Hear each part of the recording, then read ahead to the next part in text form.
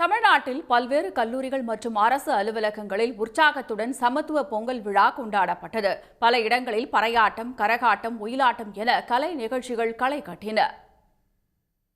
கள்ளக்குறிச்சி மாவட்டம் சின்னசேலத்தில் உள்ள தனியார் மகளிர் கல்லூரியில் படிக்கும் மாணவிகள் பாரம்பரிய உடை அணிந்து ஆட்டம் பாட்டத்துடன் பொங்கலை கோலாகலமாக கொண்டாடினர்.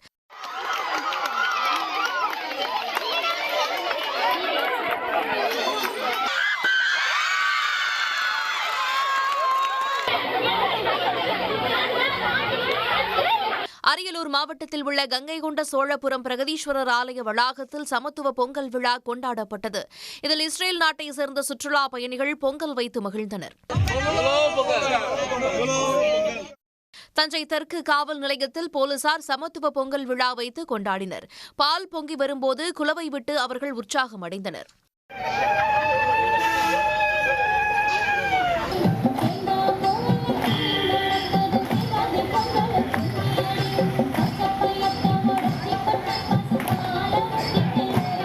இருபத்தி நாலு மணி நேரமும் எந்த நேரம் வந்தாலும் நம்மளோட சீருடையில் பணியில் இருக்கக்கூடிய காவலர்கள் நாங்கள்.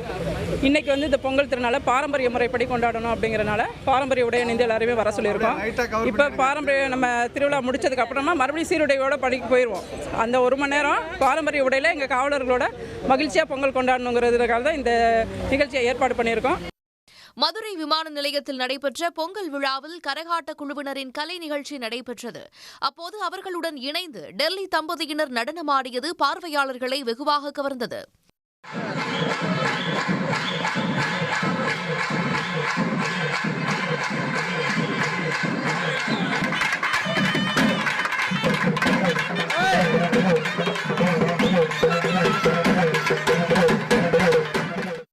திருவண்ணாமலையில் உள்ள மு.க. ஸ்டாலின் பூங்காவில் அமைச்சர் ஏவாவேலு வெளிநாட்டினர்களுடன் இணைந்து பொங்கல் வைத்து கொண்டாடினார். சென்னையை அடுத்த பூவிருந்தவல்லியில் மத ஒற்றுமையை வலியுறுத்தி சமத்துவ பொங்கல் விழா நடைபெற்றது. இதில் கோலப்போட்டி, உரியடிக்கும் போட்டி, இசை நாற்காலி, முறுக்கு சாப்பிடும் போட்டிகளில் வெற்றி பெற்றவர்களுக்கு அமைச்சர் நாசர் பரிசுகளை வழங்கினார். இதேபோல் திருவொற்றியூரில் உள்ள தனியார் மருத்துவமனையில் ஆட்டம் பாட்டத்துடன் சமத்துவ பொங்கல் கோலாகலமாக கொண்டாடப்பட்டது. அனைவருக்கும் பொங்கல் மற்றும் இனிப்புகளை மருத்துவமனை இயக்குநர் செல்வராஜ்குமார் வழங்கினார். உடனுக்குடன் செய்திகளை தெரிந்து கொள்ள சன் நியூஸ் பெல் ஐகானை கிளிக் பண்ணுங்க.